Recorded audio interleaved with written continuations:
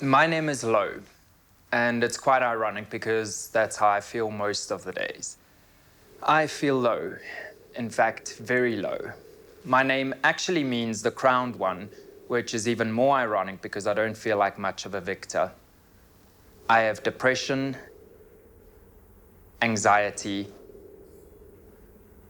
ADHD, PTSD, and I'm also on the bipolar spectrum. I had depression, social anxiety, and body dysmorphia. Ek is baie beter, alhoewel ek my hele lewe depressie gehad het, maar nie geweet het nie. I'm a recovering, self-sabotaging, emotional eating, depressed, traumatic case. You're fat, you're ugly, you're worthless.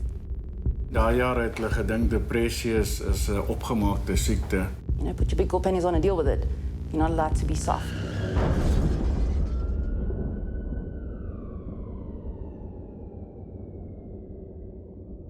Depression is a common illness worldwide, with more than 264 million people affected.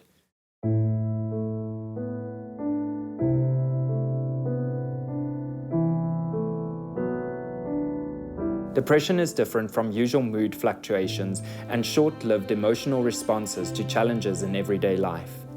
Especially when long-lasting and with moderate or severe intensity, depression may become a serious health condition. It can cause the affected person to suffer greatly and function poorly at work, at school, and in the family. At its worst, depression can lead to suicide.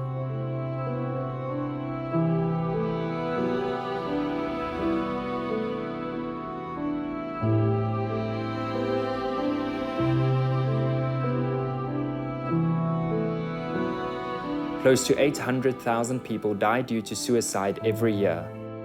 Suicide is the leading cause of death in 15 to 29-year-olds. Although there are known effective treatments for mental disorders, between 76 and 85% of people in low and middle income countries receive no treatment for their disorder. Barriers to effective care include a lack of resources, lack of trained healthcare providers, and social stigma associated with mental disorders. Another barrier to effective care is inaccurate assessment. In countries of all income levels, people who are depressed are often not correctly diagnosed, and others who do not have the disorder are too often misdiagnosed and prescribed antidepressants. I am Louw Breitenbach, and this is my story.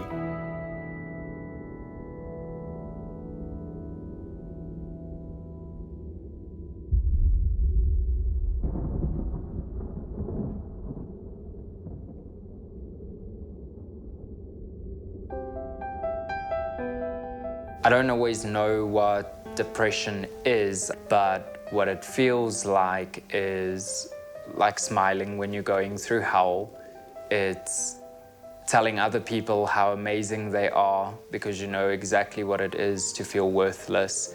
And it's like carrying a ton of bricks around you, feeling like you're drowning the whole time and hoping that you're going to make it out alive because you live with the constant threat of your own extinction. I was born in the small town of Boksburg in the East Rand on 12 May 1989. My father is Pieter Breitenbach, who is a pastor, and my mother is a finance clerk, Issy Breitenbach. I also have an older brother who's an engineer, and they send Centurion Etienne Breitenbach.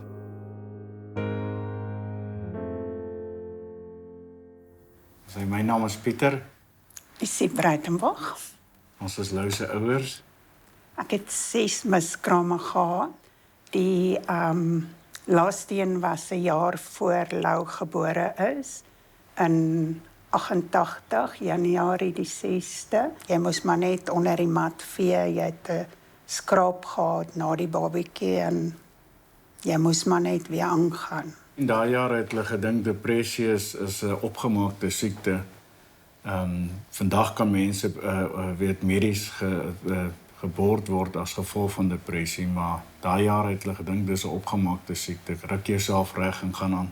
My relationship with them in general is quite good.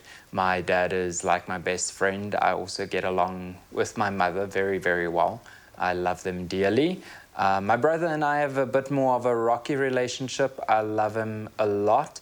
We just don't see eye to eye on many things. I'm a lot more liberal, as where he is more conservative.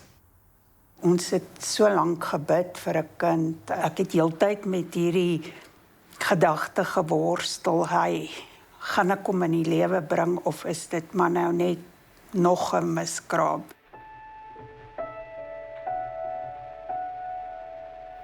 Jy het nooit, totdat hy gebore is, geweet hy gaan gebore word nie.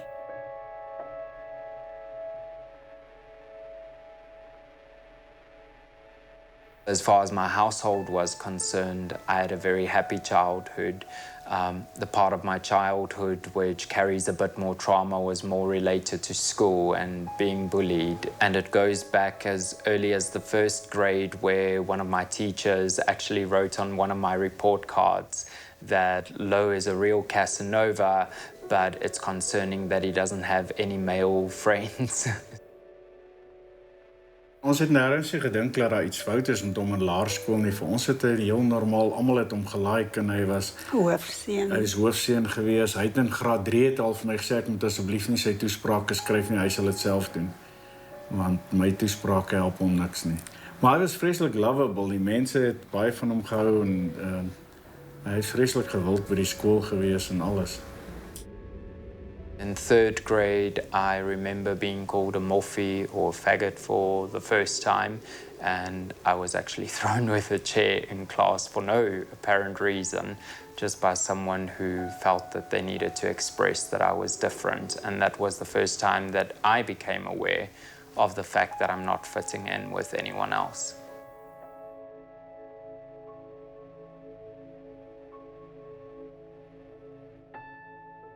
I think I have always been a bit more sensitive. I wasn't a jock or a very big kid. I was very soft and very soft-spoken.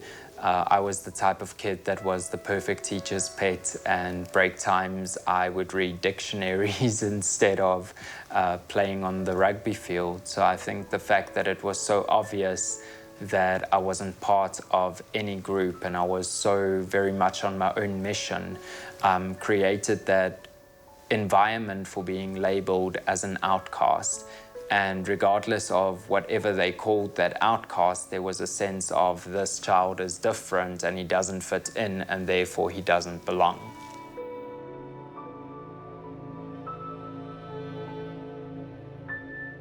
I don't know if that's where depression started. I do think that kick-started the pattern of overthinking and overanalyzing what you are and starting to question your worth and what your purpose is in life and if you'll ever find happiness and if you'll ever belong.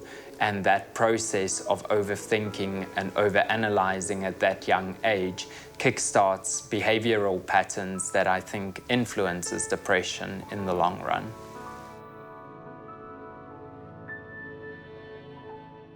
Louw and I grew up together.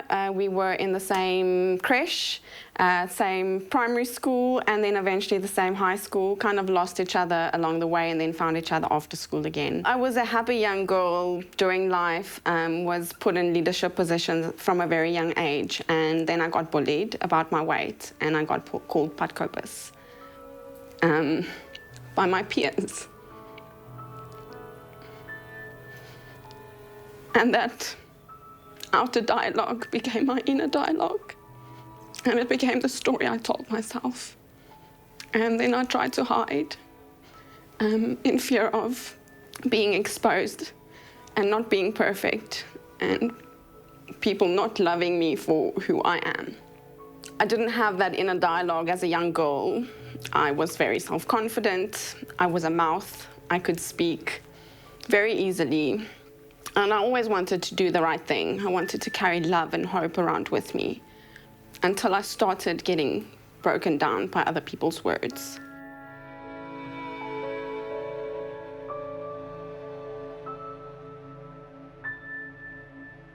I think at that age, when we look at the development of children up to 10 years old, there is a very big thing in our development that makes a child want to be heard.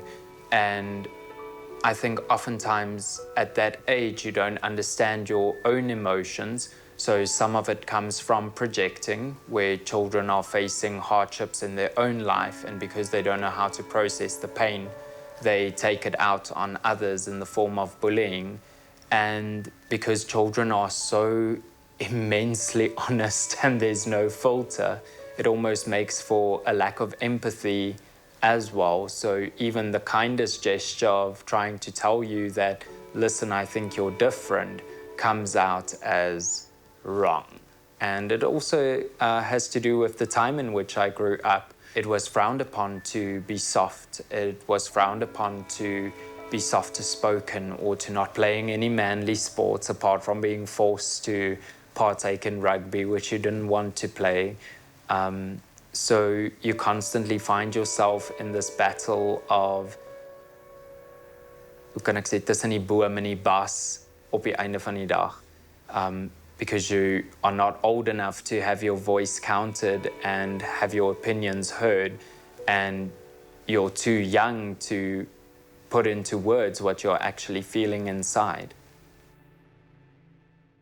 I ate, and then I felt bad about it.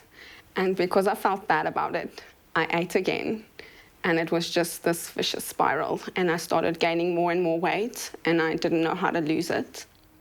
And it just got worse and worse. I wasn't the fattest kid in school, but obviously because I was in a leadership position, I had the spotlight a little bit more, and people notice, and people judge what they don't understand. I think the earliest memory of being so immensely different was at 9 years old. And then at the age of 10, I remember we were driving to church the one day, and I randomly said to my parents that when I grow up, I want to be a mortician. And they were very shocked. And my dad asked me why, and I said, well, if I can't be dead, then at least I want to make dead people look pretty. I know it was a very somber thought, but I think for me, that was the first time, randomly in my own words, without knowing what I was actually feeling inside, it just kind of slipped out. I think all those feelings of being rejected and a fear of not being good enough, a fear of never living up to the expectations of others, all those internal pressures that I put on myself, just kind of boiled over into this, hey, I don't think I belong here. And if everyone else is telling me that I don't belong in school, I don't belong in the rugby club, I don't belong in the wrestling club, I don't belong on the stage, then it's almost like, well, if there's no place for me to fit in, I'd rather be among my own kind. If I'm feeling that dead inside, then at least I'm with people who understand what I feel. Ek dink is dalk omdat ons is baie gelowige mense, en teen daai tyd was ek toe al 'n pastoor gewees, en ons het nêrens gedink dat daar iets fout is met hom in laerskool nie.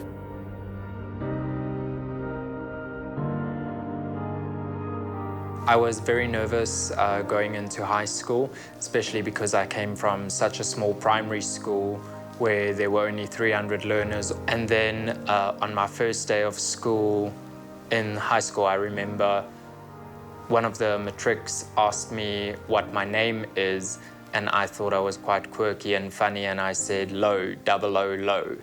And they didn't take too kindly to it. They thought I was being cocky, and yeah, eventually got me in the bathrooms and pushed me up against the wall and basically threatened me, saying that I need to tone down my attitude and show some respect. And from there, it became this fearful thing of going to school every day, not knowing where the classes are, not knowing who your teachers are, who the friends are, because the school that I went to, only one other kid whom I wasn't friends with came with from my primary school. So I didn't know anyone else in that school, and it took me so long to make friends. And ironically, again, the 4 friends that I did have during the 8th grade were all girls.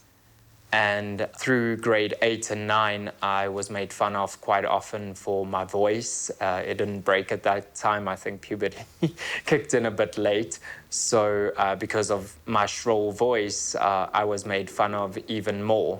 So it became this thing where, again, everyone assumes that you are gay. And in Afrikaans, this beautiful little saying, every time I walked past a passage of matric boys, they would say, "Ola teen die muur, Louw is hier," and they would shout it out very loud. No teacher interfered, but everyone else then started making that joke, because obviously if the eldest kids in school can make it, everyone else can. And it gives them that permission to then start calling you other names, and progressively it gets worse and worse and worse, and no one knows about it because I was known as the happy kid. And grade 8 review, my only role in the little show was that I had to run on with a board that said Colgate and give a massive smile. And that became my protection, was putting up a smile every day and just trying to be as friendly as possible with everyone, even to the annoyance of some. But no matter what happened, I decided to be happy, because people seemed to like the happy Louw a lot more than the Louw who showed that he was affected by name calling. So I started almost a protective pattern where if someone said something to me in a very witty way that went completely over their heads, I would say something back, which was so nice that you could literally send them to hell and they would look forward to packing for it.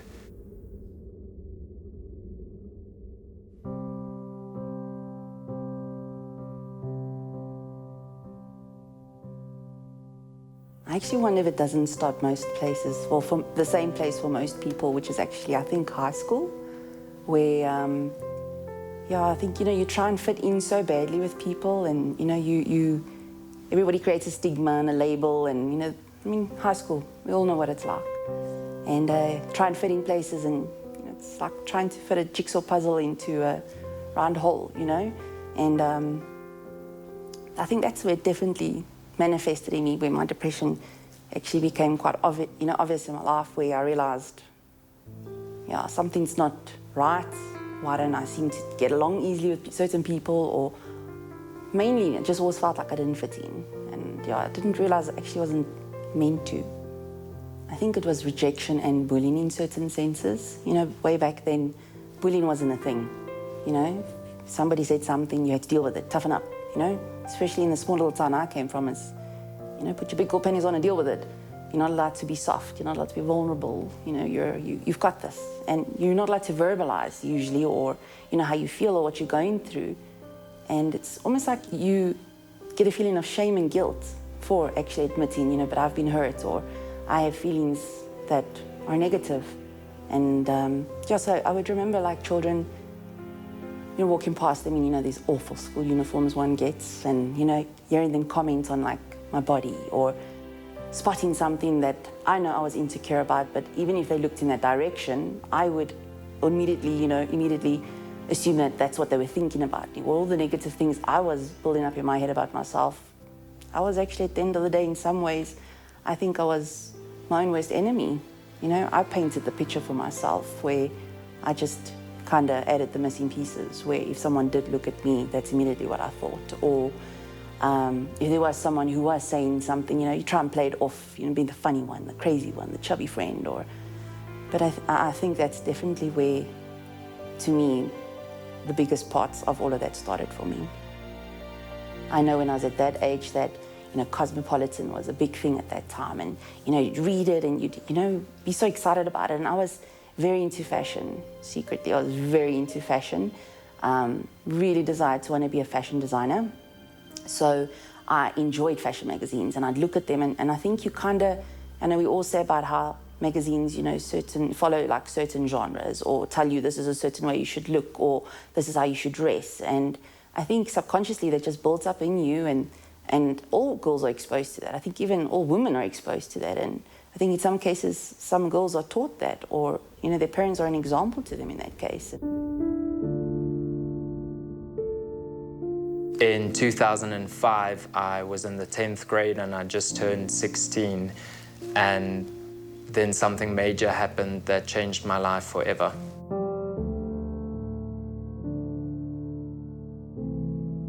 In that year, I had the wonderful opportunity to go to Los Angeles for an acting championship against other countries of the world. And while it was this momentous experience in Los Angeles, you get divided into rooms that you share with other gents, and we were two gentlemen in our room. And the one day while I was in the bath, I heard another voice speak, and one of the guys somehow walked into the hotel room and straight into the bathroom while I was in the bathtub, and it gave me such a fright. And the fact that the person then opened the shower curtain and you're sitting there with no way to protect yourself, and you just go, what the fuck are you doing? And they go, oh, you look nice, and then turn around and walk out, and that's your first encounter with the stranger that you don't know and who you haven't met or spoken to, and they walk straight out of your hotel room, and you just feel the sense of a violation.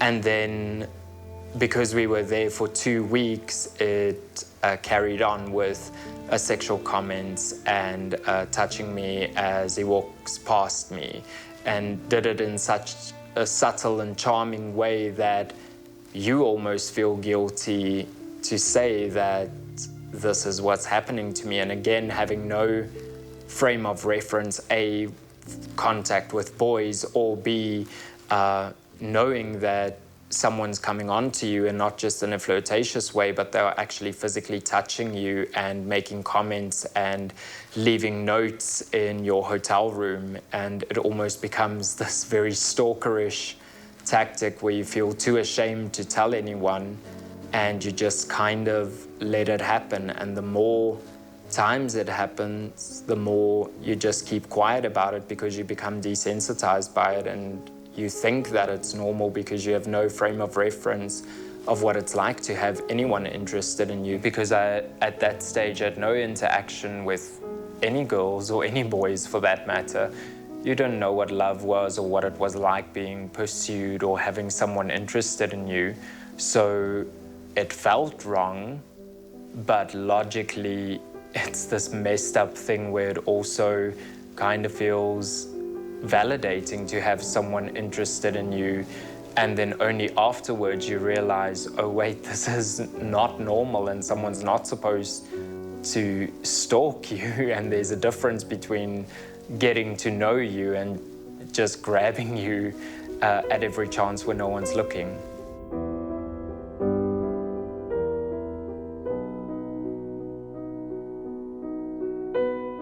Ek het later, lank nadat hy was toe al uit die skool uit gewees het, toe het hy mos hy boek geskryf van hom met, ek dink daar's 5 kortverhale in die boek, en toe het hy net vir my gesê, een van daai verhale is syne, wat hy sy eie lewensverhaal wat hy geskryf, maar hy het nooit in detail vir ons gesê wat het gebeur, of hoe, maar ons het vermoed dat daar moes iets gebeur het, maar hy het nooit iets vir ons vertel nie. I do think there's a stereotype around the fact that men can be molested or men can be raped. And in most cases, if a female would mention just that someone touched her inappropriately, immediately it blows up and we have a Me Too movement. And it's very difficult to have your male counterparts included in that and go, me too, when you're not a female.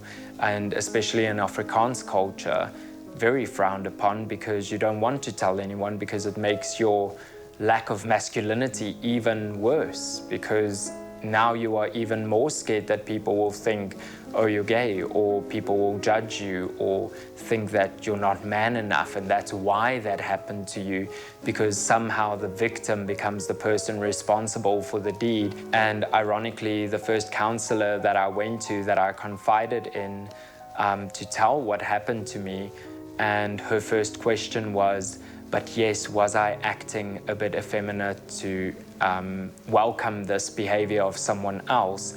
And did I maybe wear something that made me seem gay, that this person would be interested in men? Because if I am straight, like I told her I was, then why would this happen to me? And that was the counseling and the advice that I received, was to lower my tone of voice and to sit up more straight and become involved in sporting activities. After coming back from Los Angeles, it was quite surreal because I made the front cover of our local newspaper. I had a TV interview and a radio interview, and somehow that changed my entire dynamic at school, where I went from someone who was almost invisible to someone who became very popular overnight, and I suddenly had people playing rugby who were part of my friend circle and who stood up for me if anyone tried to bully me. And overnight you developed all these new friendships and you started getting invited to parties, and it was liberating and it was cool, and that made up for any negative experience that I had, at least at that stage. So there was no processing of what happened because there was no frame of reference of what happened. And you kind of just scrub and scrub and scrub in the bathroom when you're alone, but when you're out in public, it's something that's so suppressed that later on it feels like a distant memory, and you almost wonder if it really did happen, or if it wasn't just your imagination, or if you weren't just heightening a situation. And now that you're a bit older and you can reflect on it, you go, oh wait, that actually was so wrong, and that's not public behavior, and that's not what's supposed to happen to any teenage boy.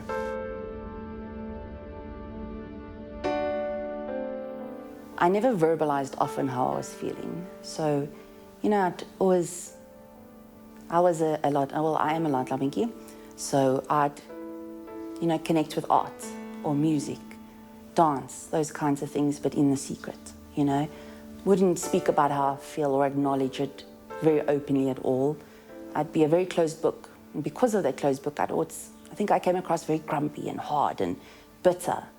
And I think I came across almost as an unpleasant person because of all the pain I was bearing and not facing. Being an A-type personality, I just suppressed it. I said, nothing's wrong. I'm strong, I've got this. And I had a beautiful, supportive mom that told me diamonds are made under pressure. En die hoogste bome vang die meeste wind. So I knew that with growth comes pressure, and I embraced that.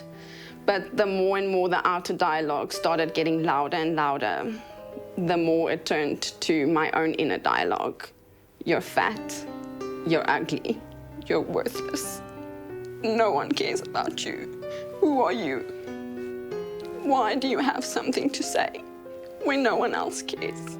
You're just trying to do your best, and others judge you for it.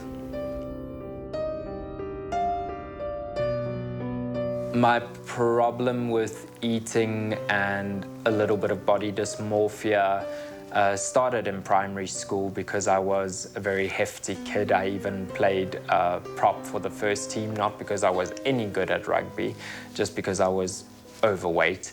And then somehow in high school, when hormones and puberty kicked in, I lost a lot of weight, but that fat kid remains part of you. And every time you exercise, it doesn't feel like you're losing weight or you are bettering your body image. It just feels like the fat girl inside crying every time you sweat. And even now, when I look at myself in the mirror, it's a constant battle to go, okay, you actually do look fine and there's nothing wrong with you. And looking back at my photos of high school and primary school, I think to myself that weren't actually that fat. And logically you can process that. Emotionally, somehow it's as if your emotions overpower your brain and it just goes, oh, but wait, look at your waist peeling over your pants. And what size pants were you then? How much did you weigh in comparison to your friends? And in high school, I became super skinny. And at one stage in matric, I dropped 10 Ks in a period of 2 or 3 weeks. And I didn't look good at all.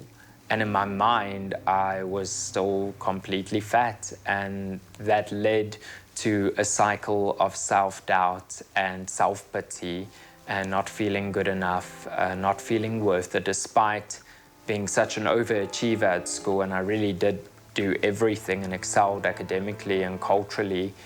But there was constantly that feeling of the next high and what will make me better, what will make me good, what will make me be accepted. This entire build-up from not feeling good enough or not feeling worth it from the day of birth all the way through to not relating to anyone, and that build-up of then being outcast, have this traumatic event happen with you, and then suddenly you're a superstar because of it. And now you sit with this problem of either eating your feelings or not eating for days on end, because you're scared that you might eat your feelings. If you first start eating, you're not going to stop eating because there's just so much sadness that you want to cover and that you want to make up for. And that eventually led to a place of self-harm. And when I was cutting myself, it was never with suicidal thoughts.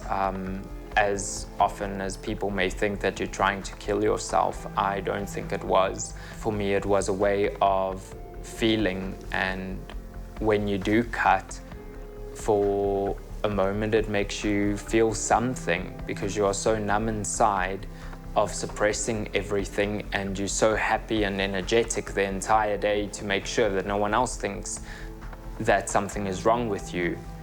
And then at night when you're alone in your room, you start cutting yourself. And in my mind, it was these two worlds that I was constantly combating, of something that feels real for the moment you do it, and the moment you step out of your room and you put your little Band-Aid on, then it's not real anymore and it's not there anymore. You felt what you needed to feel, you cried, and you walk out and you become a man. At that stage, I only saw one psychiatrist, but I did go to 4 counselors and also 2 people who tried to drive out demons from me because I was possessed, and that was what was causing my depression. And with the psychologist that I did see at 15, they made it very apparent that I do have acute depression. And I was warned that I needed to go on medication because it would get severely worse with age. I've never said this publicly, but when I tried to take my own life because I felt worthless and I came under a performance spirit, I need to perform to be someone. I need to perform to be heard. And the pressure just got too much because I was trying to do it on my own. And I just couldn't do that anymore.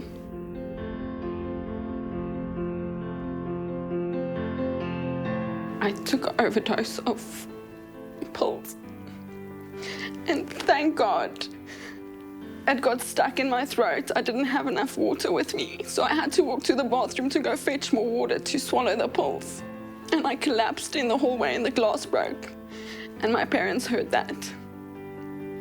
And they rushed in and they rushed me to hospital. They pumped my stomach. And I saw a psychologist and a psychiatrist. I was put on antidepressants and anti-anxiety medication. I was on antidepressants from university days, so from about the age of 20, 21, all the way through to 35. So it was quite a long time that I was dependent on that. I didn't tell my parents, and I also didn't go on medication because I just felt on the one end, it was almost this thing of, what does the psychologist know? I went to the church leaders and they prayed for me, and now I'm fine and I'm healed and I don't need any of that. And you try all your positive little quotes and positive affirmations and happy thoughts, happy music, happy everything, and surrounding yourself with positive people and flowers to feel good about yourself. And in my case, I became involved in even more school activities because I suddenly realized the busier I am, the less time I have to think about what troubles me, and then I didn't have to deal with it. So no, up until that age, I didn't go on any medication, and the people that I did speak to either boiled it down to just being negative or having a hard day or the sun will shine tomorrow and everyone goes through it, and a couple of them just dismissed it as growing pains and being a teenager, and said that it's part of this phase of discovering yourself and part of a phase of being a teenager. And I thought it was normal. I thought everyone else went through what I was going through, just no one spoke about it because that's not what you do. It's frowned upon. And I thought that everyone was on this silent journey of self-discovery, and we're all just putting on happy faces at the end of the day.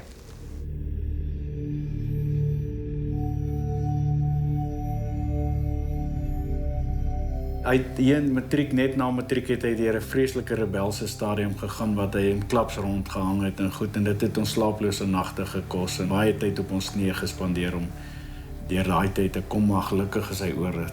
At age 19, I had my first encounter with a guy, and it was actually with one of my very close friends, and we hung out a lot, and the night we went to a nightclub, and both of us were drinking, and then we went to fetch something in the car. He just said, "Can you ask me something?" And I said, "Yes, of course." And he looked at me and then leaned in to kiss me.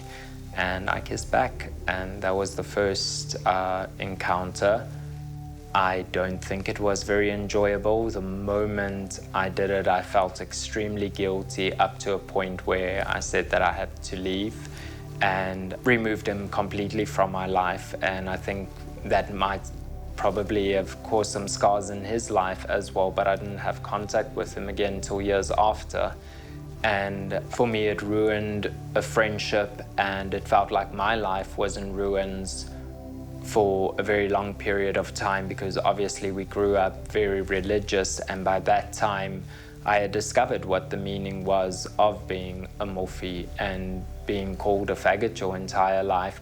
And it's everything that you've tried to get away from. You've now dressed more manly, you walk more manly, you talk in a lower tone of voice, and you buff your chest, and you talk about cars and girls, and you've done everything you could to get away from this, and someone leans over and kisses you. And it was almost a bit remnants of what happened when I was 16, and it takes you back to that moment in a hotel room where someone is doing something that you did not ask for, and now this burden is placed on you, because I immediately just assumed, oh my word, something again is wrong with me.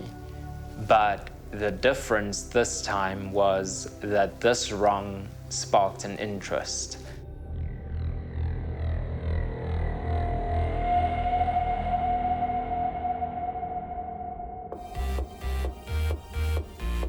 As much as I tried to get away from it, I realized that this is not something that you do get away from. It's something that you've known from first grade, that everyone else could see, that you probably knew from the first time you played dolls instead of cars.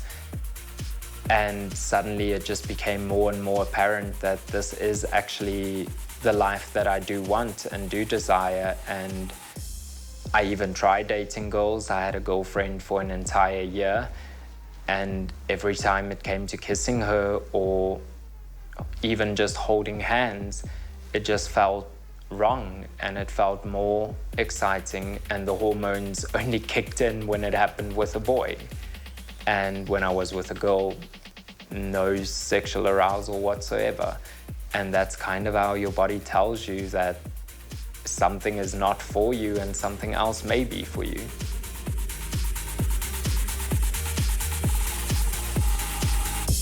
Op een stadium het hy 'n sielkundige gesien en toe die sielkundige sê sy wil my sien en toe vra sy vir my hoe sal ek voel as my seun vir my sê hy is gay?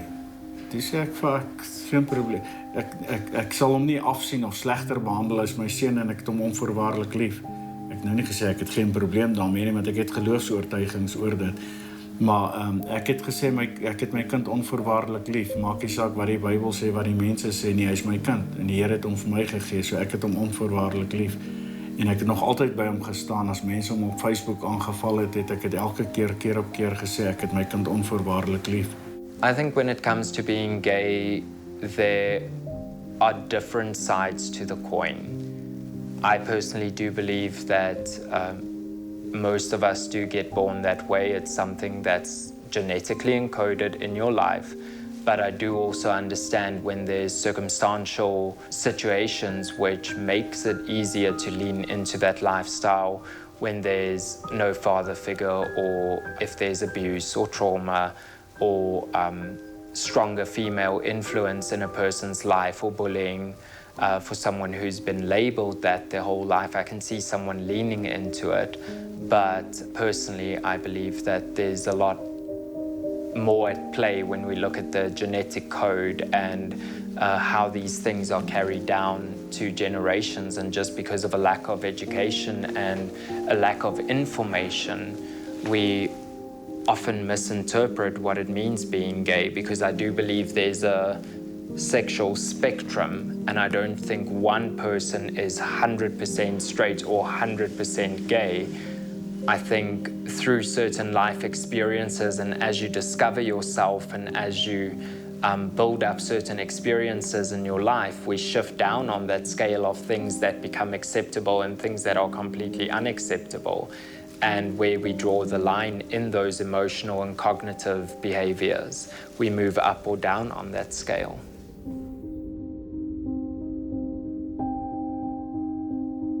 Coming out for me was a bit of a different experience than I think most gay people have, because at that stage I still didn't have any sexual encounters with boys. Kissed one or two, but nothing serious. I wasn't in a relationship and never had a relationship at that stage with a boy before. But I knew something was different, and I was finally at a place where I felt that I could accept it, and there was a boy that I was keenly interested in. And the boy I was so keenly interested eventually became my first boyfriend, and we were together for 2 years.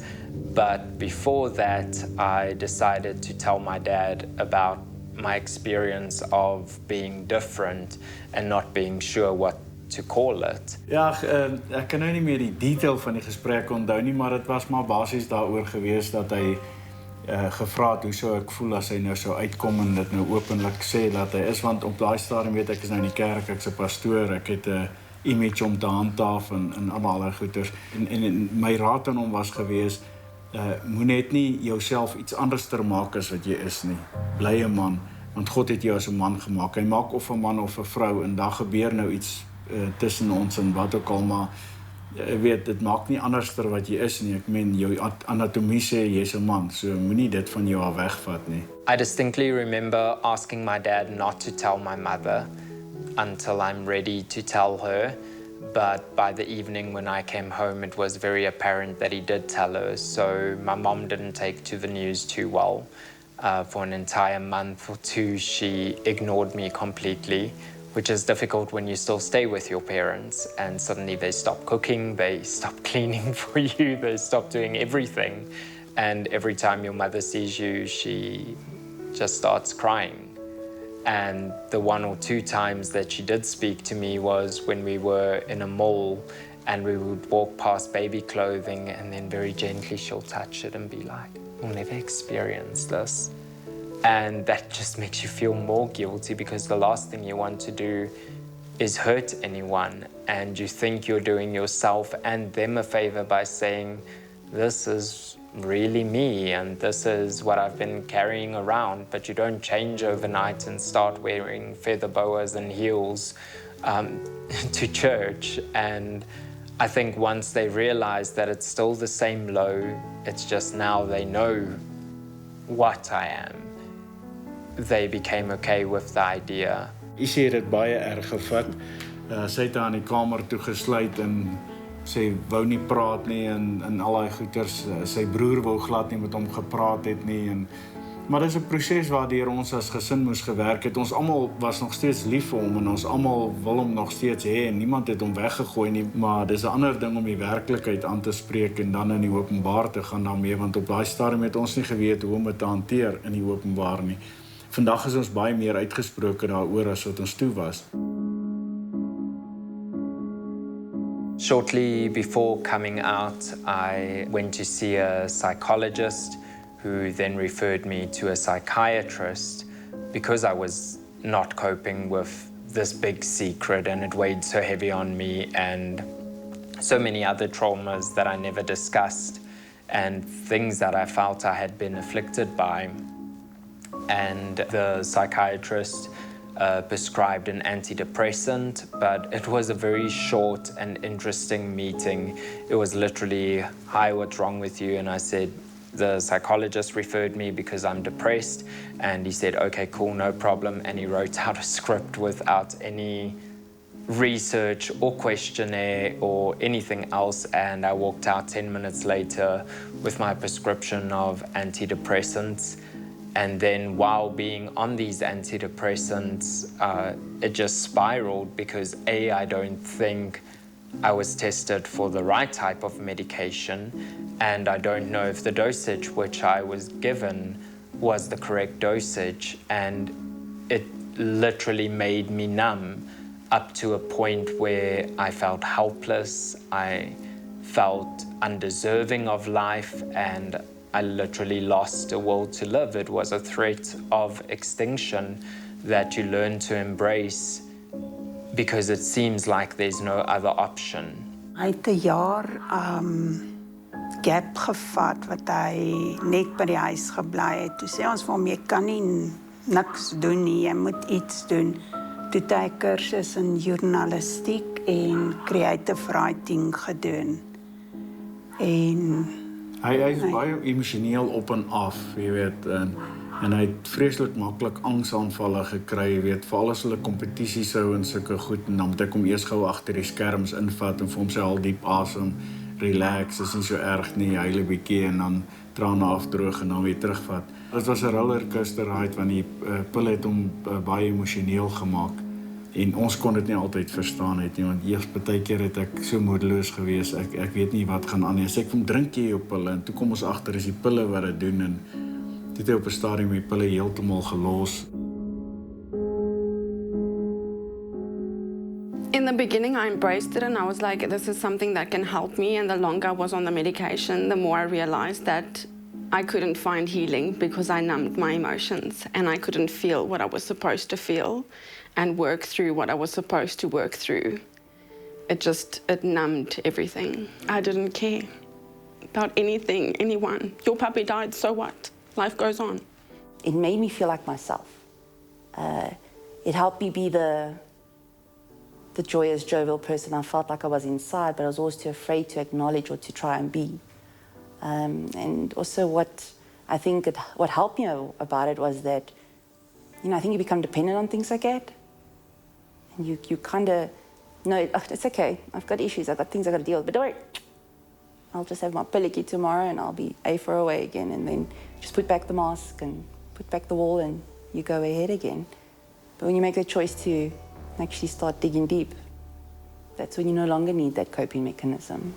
By the age of 22, I had 3 suicide attempts while I was on medication. So while you are on this medication to cure your depression, you feel so helpless and so depressed that you don't want to be there. And with all 3 times trying to take my life, it was a combination of alcohol and every single pill that I could find. And the 3rd time was the most severe. The other 2, reflecting back, might have rather been a call for attention.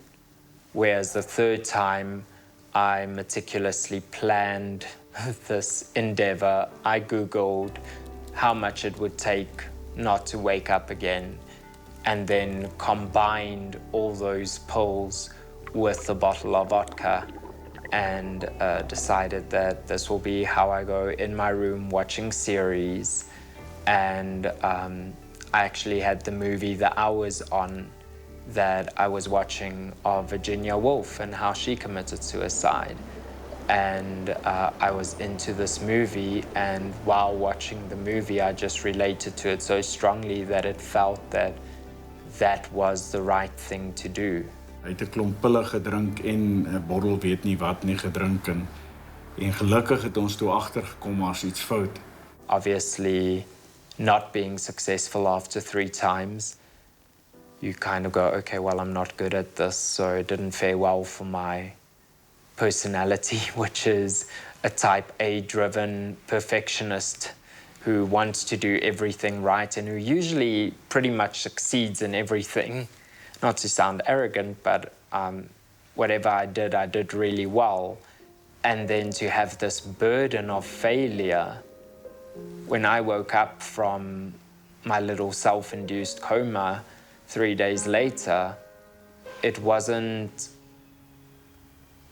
a thank you of, yay, I'm alive. It was like, fuck, I failed again.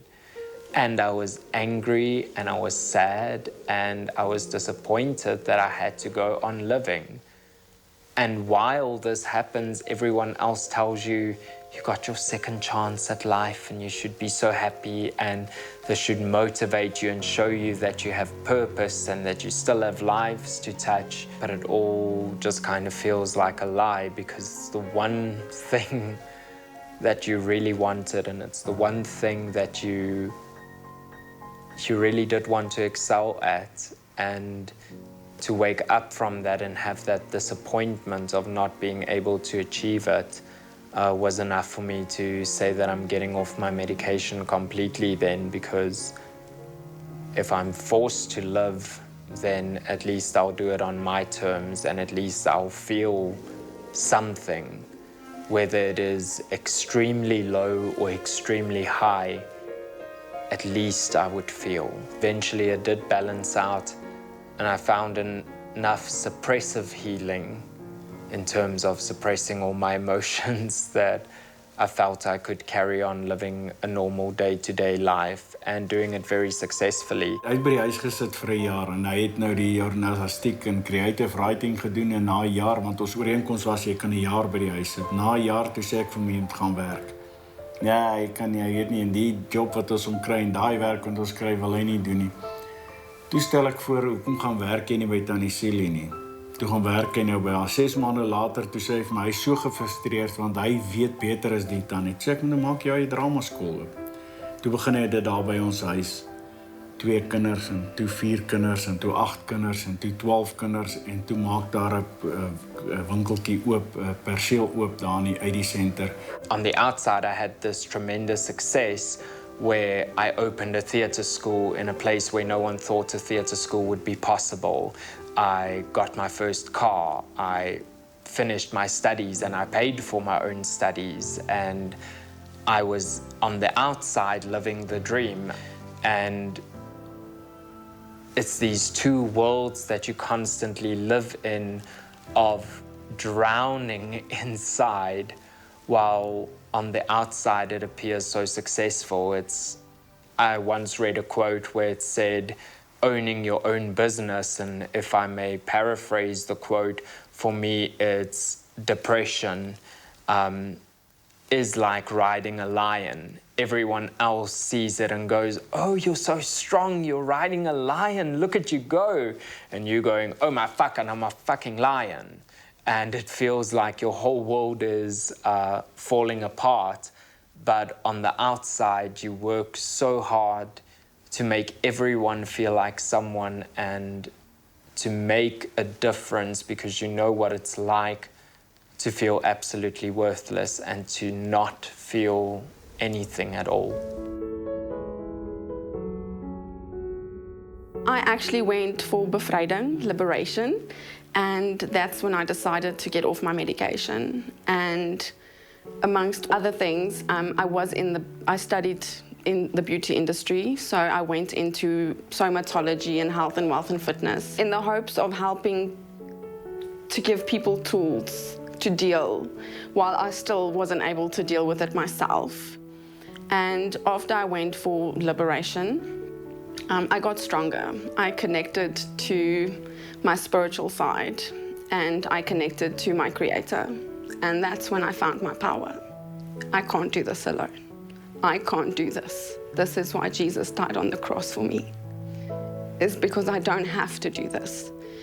And I came out under that performance spirit, and I was liberated from depression and anxiety. That morning when I went, I said, I'm not going to drink my medication because I want to feel this experience. I want to experience it. I don't just want to sit there.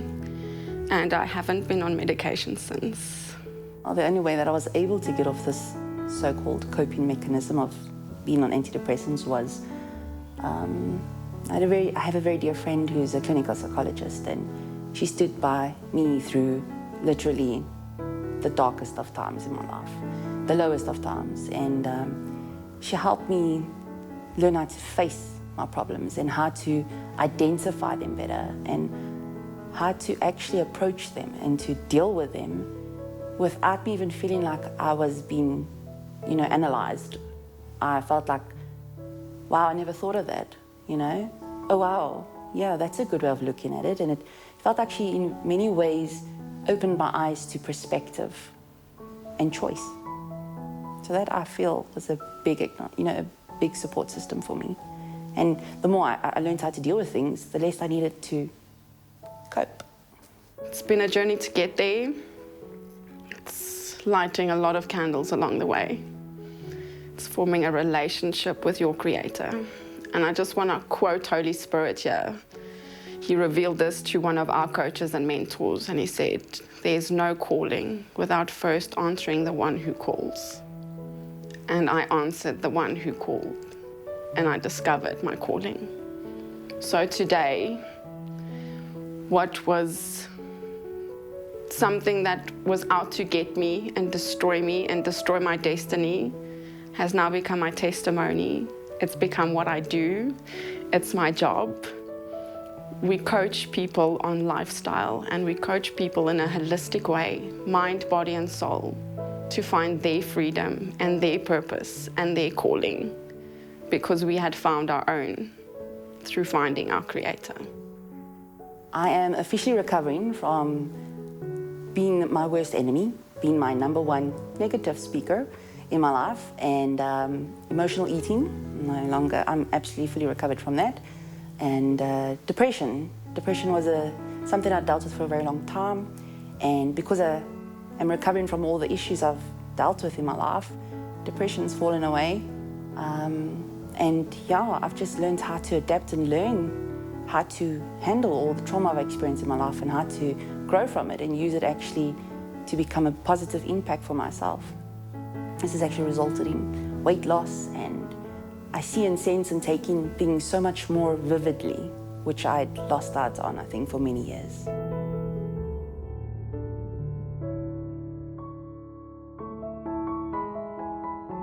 I think between 2012, when the theatre actually opened officially on the 17th of Feb, and up until we moved to a complete educational approach in theatre in 2016, I made my little debut in the media and things were really going good. Also because I was working terribly hard at keeping this theatre alive, and I was so occupied with the theatre and with making a name for myself that there wasn't much time to think about depression, and you almost get pushed into this little euphoria where you become popular, you see one news article in your local paper, then it spreads to national newspapers and you start getting traction, because during the time we had the theatre, we hosted more than 300 shows with 182 South African artists, and that lends you some scope because suddenly you're meeting people who really are famous, and big names that dare to come to this little no-name theatre in Boksburg of all places, and somehow these shows are packed night after night, and you get to interact with all these people who all have a tale of how hard it was to break through in the industry, and suddenly they become successful, and you get to host workshops with them, you get to present shows with them, and that eventually leads to more and more radio interviews, TV interviews. And I remember in 2015 we had the first play festival for the theatre, and that gained massive traction on national radio stations and newspapers, and eventually that catapults your career into a place where you get allowed to do TV shows, and when you walk into an audition and people know that, oh, you're the guy that has the theatre, or you mention the theatre's name and people go, oh my word, I've heard about it. And it pushes you into this euphoria of being known and being accepted, and suddenly it becomes everything that you've been longing for since you've been a child. But the problem is that you don't realize how fleeting it is up until the point where you realize that these people don't stay in your life forever. They don't really care about you, they care about the hype. And when the cameras are off and the interviews are done and the show is over, it's you alone 3 o'clock in the morning washing dishes, cleaning the bar, cleaning the toilets, because the next day you have another show. Hy druk altyd die ding oor die limits. Hy gaan altyd daai extra mile ver. We were at a stage where for 2 years I was working 7 days a week because we ran the drama school Monday to Friday. Friday evening you would have a show. Saturday morning you have a ladies' tea or a brunch that you're presenting. Saturday night you have a show. Sunday you do a matinee performance, and in the morning before that you have to make sure that everything is in order, because I also rented out for 2 churches at that stage, and then an evening service for church, which meant that you were literally working 14, 15 hours a day for 2 years on end, and the only break you got was if you actually decided to close down for a weekend, which was so fearful for me to do because I was constantly in this panic that if I stop working or if I stop giving my all, that either I would disappoint people, or I won't make enough money to pay rent, or I won't make enough money to survive in the industry. And that becomes your drive to avoid everything else that's going on in your life and every other hurdle and challenge that comes your way through the ups and downs of life that you have to face. And just having that life of being a young adolescent, enjoying life. And I almost try to balance those two in the most unhealthy of ways, working relentlessly, and then after that going out and partying and drinking and staying up till the wee hours of the morning just so that I can come back the next morning and work my ass off. So you sit with this cycle of burnout and complete burnout, and you think that is what's needed for success, is to constantly feel like shit, because at least you're doing something, you're making an impact, and you are living the life and you are partying it up, all while being successful on the outside, and you avoid emotional healing because you are constantly busy filling all the voids with work. And then eventually I was catapulted into a reality series. I made a few cameos on TV, and in 2018 got the opportunity to create a production that was very close to my heart, and it was called Drama Mamas, and it was due for broadcast in 2019 on one of the popular Afrikaans television channels.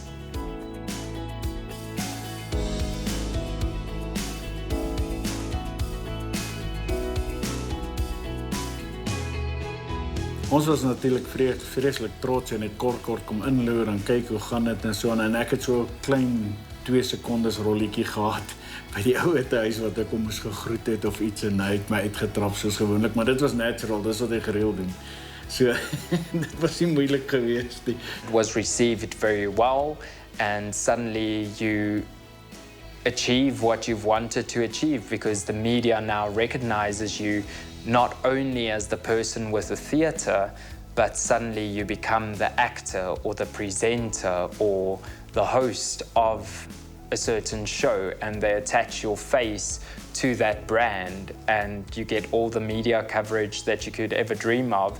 And what was wonderful is that during this time, we were also in talks as a theatre with Serembe Playhouse in Atlanta to put into place an exchange programs for students to travel to the USA and get training there, and for US theatres to bring their students to South Africa to receive training here and form this cultural exchange. And it was just an amazing thing, because never in my life did anyone think that the little theatre in Boksburg would make it all the way to Atlanta and have people interested, wanting to invest into this little theatre that has since broadened out to something that has 170 students and 3 different branches across country, and suddenly your students are able to travel internationally to study there.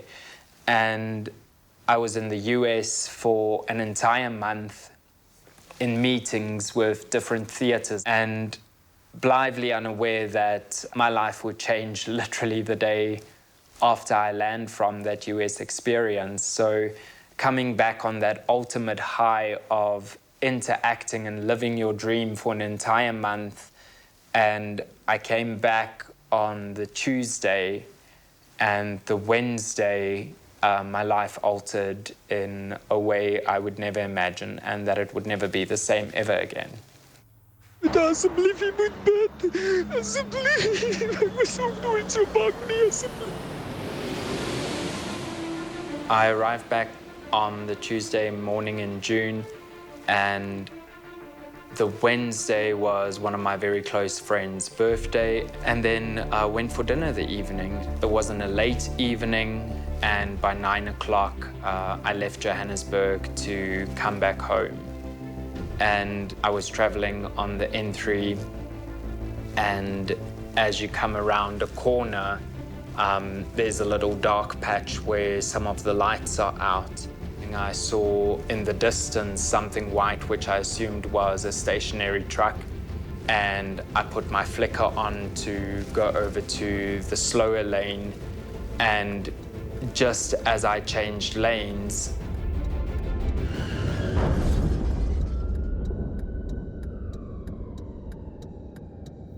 and it was so unexpected, I didn't see it. I definitely felt it.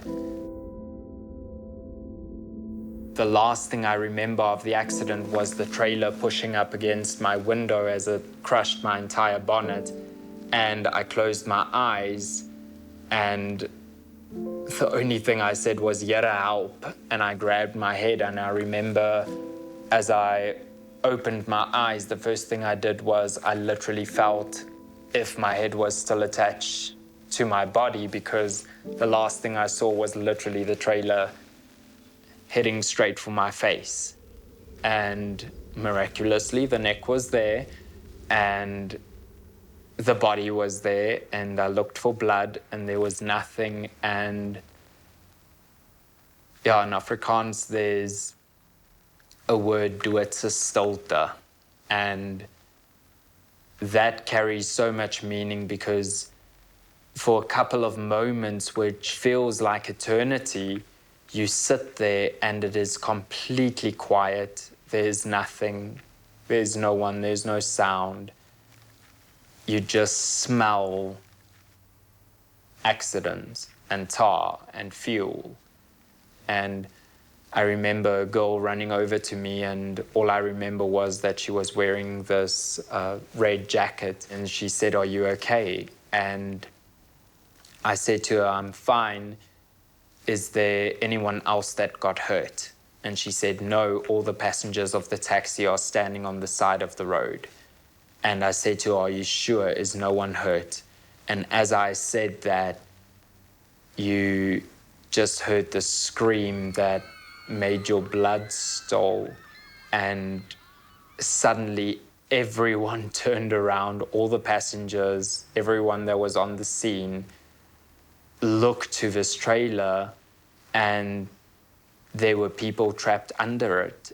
And it's the most surreal feeling, because it feels like something from an action movie that happens. It doesn't feel real, it doesn't look real, it doesn't look the way you imagined a body to look. And we ran, and I remember all of us trying to lift up this trailer so that we could get the people underneath out. And the moment we all started pushing up the trailer, the screams got louder, and that's about the time the paramedics arrived, and they basically told us, "Are you crazy? Put the thing down, because you can actually cause that person to bleed out and you can cause more injury.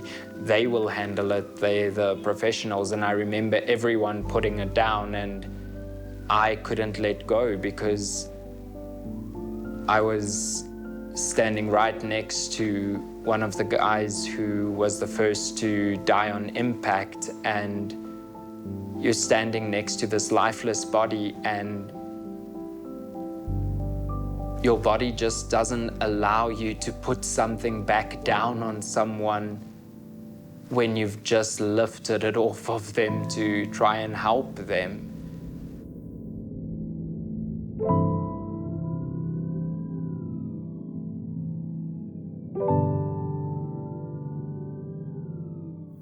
Eventually, some of the bystanders and one of the police officers took me away from there, and only then I took out my phone and I tried to phone my dad, but I couldn't press the numbers because I was shaking so much. And the same guy that helped me out of my car asked me what the numbers saved as on my phone so that he can phone. Ek het net uitgetrek om in die bed te klim en toe lei my foon en toe ek die foon antwoord en ek hoor sy stem. Toe sterf ek 1000 dode. Hy het iets gesê soos van, "Pa, jy moet dadelik kom, ek was in 'n groot ongeluk," en toe huil ek kan niks uitmaak wat hy sê nie, en ek probeer vra wat gaan aan, en toe iemand foon gevat, hy het Engels gepraat, my hy het gesê, "Jou seun was in 'n baie groot ongeluk, is baie ernstig, maar hy het nie seer gekry nie." Toe vra ek vir hom, stuur vir my 'n pin location, toe stuur hy vir my die pin location. After that, I couldn't do anything because you're not allowed near the accident scene, so they remove you to the emergency lane. And I started taking photos and immediately posted on Facebook because my logic at that stage told me that's the fastest way to reach people, friends of mine, family members, to say, "Come and help." Not for me, but in my mind, I was thinking the more people that can get to the scene, the quicker we can lift off the trailer. So I immediately posted on Facebook saying, "Please pray for them and please keep them safe, and please, if you can, contact my close people to come and help." Hier is mense wat die ambulans bel. Ek het die kar gesien, hy het stil gestaan in die middel van die highway. En ek is nou op pad en ek jaag soos 'n mal ding hier deur die strate, want ek het nou sy pin location gekry. En op 'n stadium toe ry ek verby aan die kant, die ongeluk is aan die regterkant, en ek ry verby, en toe ek verbygaan toe stuur hy vir my 'n voice message wat sê, "Pa, jy moet gou kom, jy moet gou kom," en ek hoor die angs in sy stem en ek sien hierdie klomp ambulanse en toutrokke, en ek moes toe nou nog 'n end aanry om te draai en terug te kom. Boete, ek weet nie wat om te doen nie. Soos 2 mense dood, dit is my skuld. Ek is so gebreek. I'll never forget that day. I'll never forget that moment. I'll never forget that feeling. And I still tend to get quite emotional about it because, you know, when you're an empath and you're so close with someone, you feel their pain. And I contacted him as it must have just happened because when I was on the phone with him, he was still standing there waiting. It's literally as if you feel like your world is falling apart because that's what's happening for your friend at the moment. It was very shocking when we heard about the accident, and I went to go read his Facebook post. And I read in the way, because he's very creative with his words, he's very anointed in that realm. And he wrote there some things that I didn't agree with. He took the blame on himself for a lot of things that wasn't his fault. And I realized that he's carrying a much heavier burden than I realized initially. I was crying so much because because I wasn't aware of what happened, it just feels like my fault. Unaware that later on we found out that the taxi was actually stationary for a couple of hours, and it's the emergency lane, fast lane, and then the second lane. So they were literally standing in the middle of the highway. No hazards, no lights, and coming around a corner, you drive into the back of a trailer which has no lights, just reflection tape, and I didn't see it. And then you start going, but why didn't you see it? And how didn't you see it? And you start this self-doubt process where you just take immediate responsibility for what happened.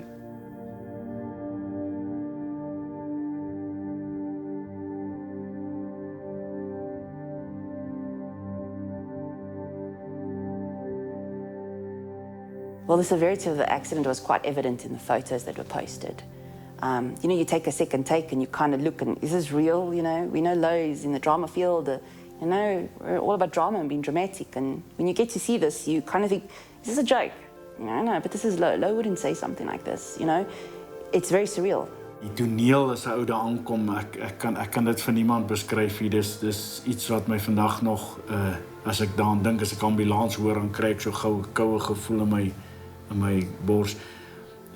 Die hele storie, jy kom daar en hier staan 'n 30-jarige man en hy ruk soos hy huil en jy sien net die mense wat daar lê, ouens wat staan, die ambulanse, die trokke, die ligte, alles gebeur om jou, almal is besig, almal vra vir jou iets en nee, is iets wat ek gun dit vir geen ouer nie. We drove away there, went to hospital.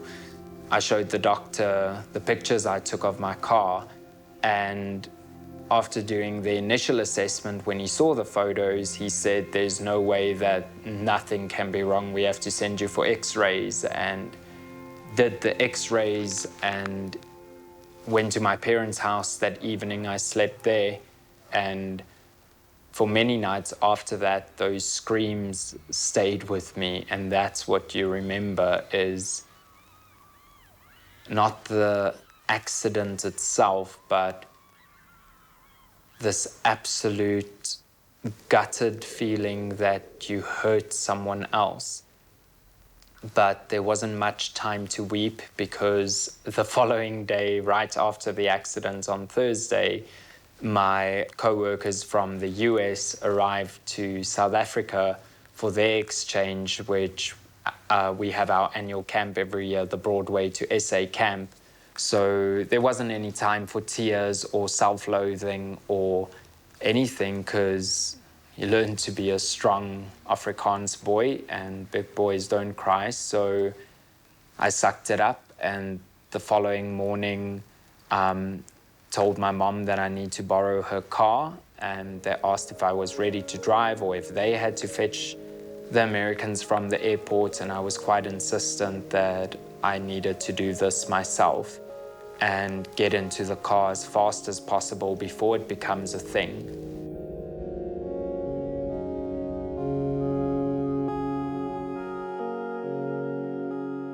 And on the way to the airport, I got a phone call, which I thought might have been the police or some information on the accident, because obviously because we were removed from the scene, I had no idea what happened afterwards.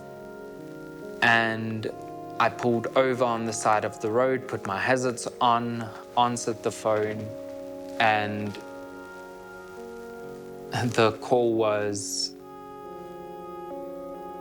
upsetting as it was weird, because when I answered the phone, the person on the other side said, "Hi Louw, we just want to inform you that 5 more people died in the accident." And I was like, wait, who is this? And they then only introduced themselves as a journalist and immediately followed up with the question, "So I just want to ask you, how do you feel?" And I remember shouting at the reporter, how do you want me to feel? What do you want me to say? Do you want me to say that my life is over and my dreams are now finished and done for?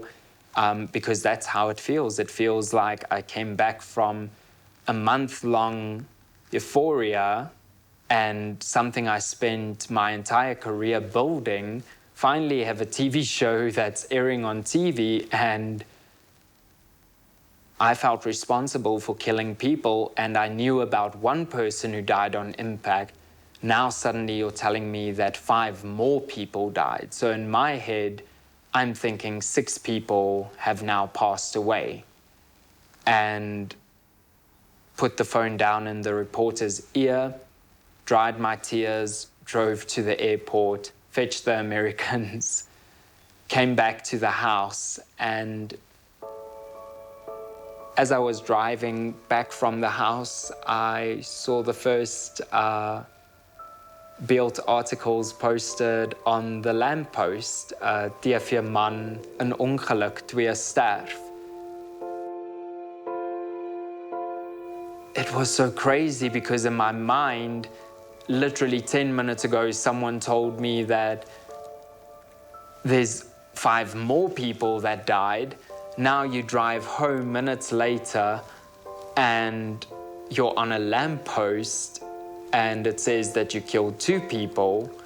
So I got home and phoned my parents immediately and told them to phone the investigating officer and find out what the hell is going on, because I have no idea how many people passed away now.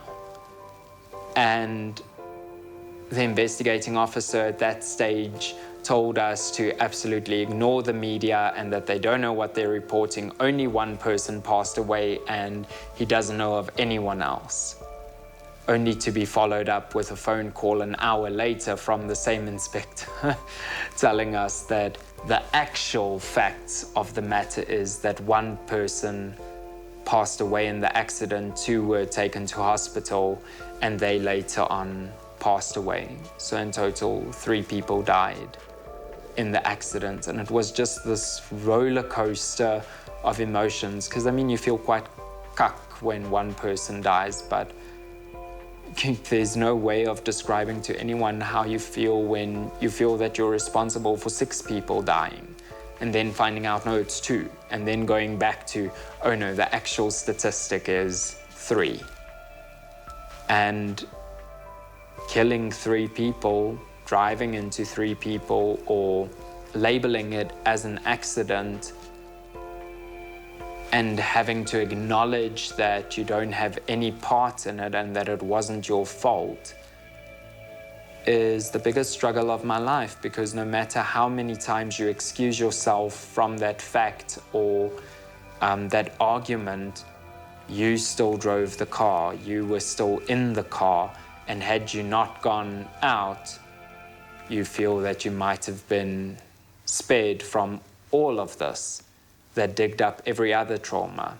Na die ongeluk wou hy glad nie met ons gepraat het. As ons iets gesê het, het hy begin huil en gesê hy wil nie nou daaroor praat nie. Hy het eers werklik die Saterdagoggend met ons gepraat en gesê dis hoe hy dit ervaar.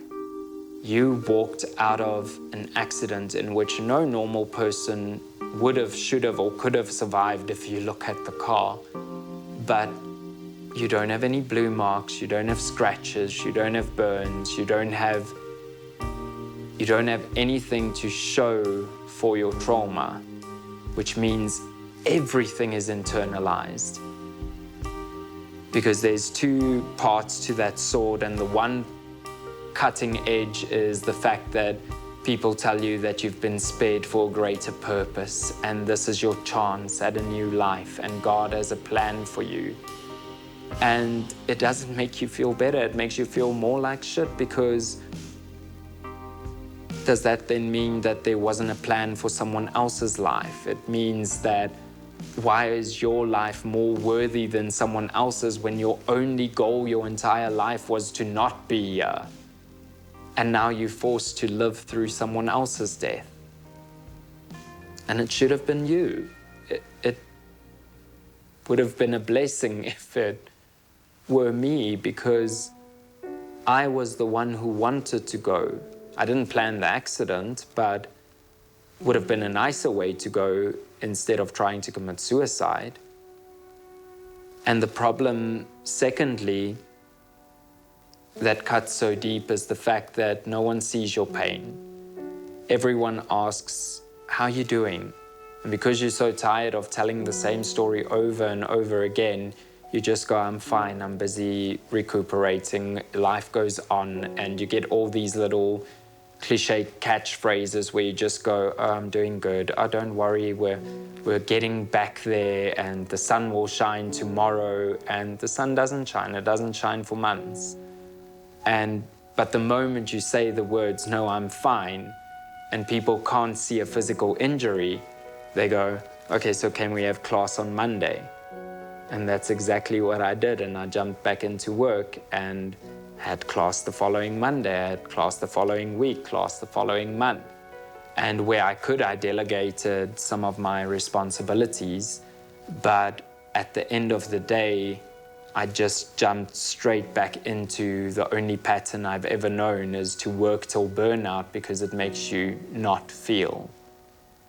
And then finally in November of 2019, when we closed the studio for the year, you sit with a couple of hours on hand, and I also do speech writing. And in 2 months, I took on 220 speeches, each original writing. And during this, I realized that I just can't do this, and I don't want to do this, and I don't want to be here, and I never asked to be. I didn't want to go through any of the trauma. I didn't want to be hailed a hero or a survivor or strong or anything other than just living a happy life. And due to the stress that I put on myself by taking on extra job opportunities in the time that you're supposed to be resting, I even wrote on Christmas Day and New Year's straight through. And I was going through a phase during November and December where I had up to 6 panic attacks a day. Couldn't function, couldn't eat. And when I do eat, I overeat. And during this, I was on a body transformation hype. So again, on the outside, the world sees this figure and they see someone who's gymming hard and who's looking good. They don't realize it's someone who's not eating and someone who's depressed and someone who can't sleep at night. And when they do sleep, they cry themselves to sleep. And even one of the Afrikaans magazines reported about my weight loss transformation with the title, Living His Best Life. Never said it, but it was quoted because that's what it looked like on the outside. I was finally in a really good place after the accident, and inside, when no one's watching, I phone my dad 7, 8, 9 times a day because I'm not coping, and I need someone to be here because if there's not someone here, I know I'll do something stupid. And I didn't want to be that person again. But my PTSD completely spiraled because suddenly every trauma that I've never dealt with in my entire 30 years, every single trauma came up and nothing was healed and nothing was resolved, and every single trauma was scratched open to come to the surface as this passing wound of hurt that was so overwhelming and so overbearing that after almost 11 years of not being on medication, I had to go back onto medication. And I didn't want to because I had such a bad experience with my first lot, not realizing that depression is actually something that can be monitored and tested for, and that there's blood tests to test chemical imbalances. Ek glo dit help hom en ons kerm nog steeds by hom. Drink jy jou pille, maar daar is op en af daar.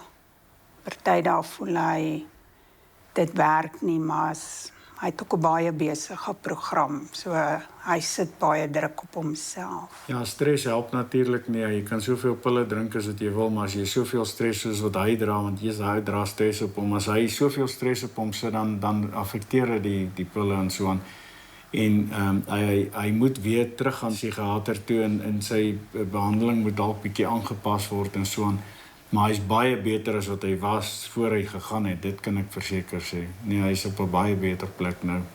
It took me very long to break the stigma of asking for help and getting help, and I thought I had help by going to a trauma counselor after the accident and seeing my regular psychologist. And I didn't realize that, no, you actually need to open up and speak about this experience to someone who doesn't know you and who's not involved in your situation. And when I went to the psychiatrist and after the interview and the tests, they put me on medication, and I finally accepted that it's not so much about mental illness as it is about mental health. And that you can live a balanced life, a successful life, while balancing out your emotions in the correct way.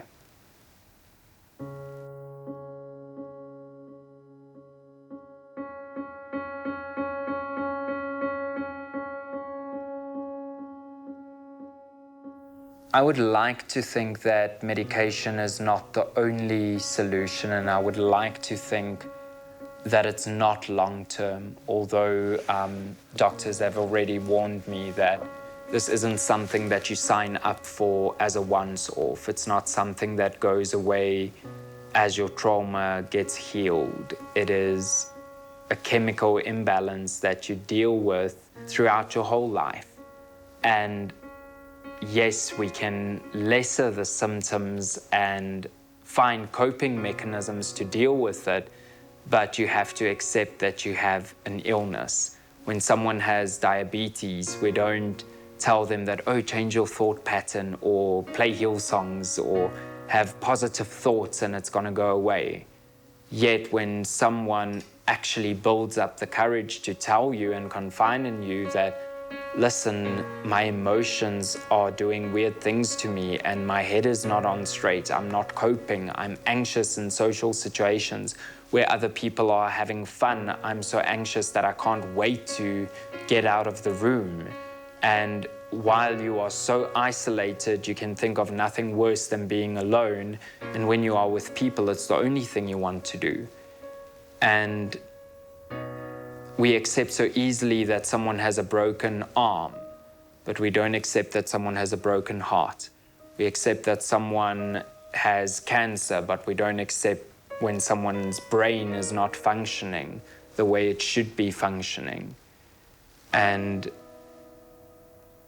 I think, if anything, I would like to break the stigma around medication. Sure, there are different forms of depression and not all forms of depression require medication.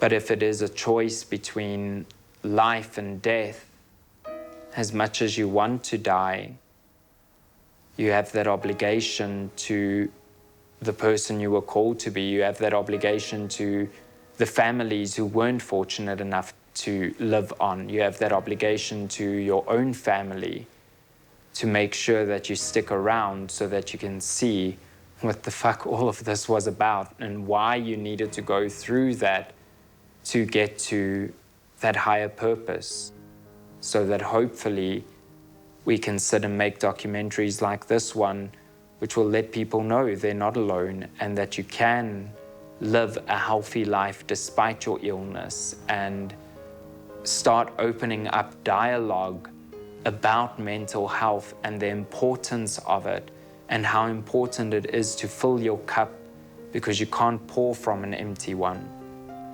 And hopefully, by opening this discussion, we break that stigma of medicated depression, circumstantial depression, or environmental depression, and break it down to, we have a lot of broken people in a society which doesn't necessarily provide the platform for healing because brokenness is frowned upon. I think the change in perspective starts by acknowledging that there is a problem. Currently in South Africa, there is 700,000 people affected by PTSD, yet there are very few programs available for help. There's very little research from a South African perspective on PTSD. Even less statistics on our suicide rate. And I think it starts with dialogue. It starts with people standing up and acknowledging that we are all suffering from some sort of trauma. Mine was a car crash, but there's so many people who have a crash in marriage or in relationships or friendships, or they lose a child, or something inexplicably happens that alters their entire life. And while my life was changed in 1.5 seconds from break to impact, other people around you are crashing as well. And the moment we speak up about it and create platforms for people to feel safe enough to engage in conversation, hopefully we can start putting programs in place to help them get better and provide details, more details, and share more and talk more about this, because the more information that becomes available on this topic and the more helplines that become available, hopefully the more we can impact our youth and decrease that number of 800,000 suicides a year, and let people know that there is a way of living even when you feel like dying. I am Louw-Down. I am human and I make mistakes. And although life hasn't always panned out the way I wanted it to be, I don't regret anything. Each person has been assigned their own mountain to climb. And if you give up halfway, you're never going to reach the top to see why you had to go through all of those struggles in the first place. We aren't here to just merely survive. You are here to thrive and to live a life of purpose and a life of meaning. I am who I am because I was in denial. I am who I am because I was bullied. I am who I am because I was molested. I am who I am because I am gay. And I am who I am because I have depression. But I love who I am and what I am, because finally, after all these years, I can accept that there's more to life than just being a victim. And I choose to tell my story every day, because the more times I tell it over and over again, I realize that it's not just my story. It's your story, your friend's story, or a family member's story. And we owe it to ourselves and to each other to keep on living, dreaming, and inspiring, because we are stronger together.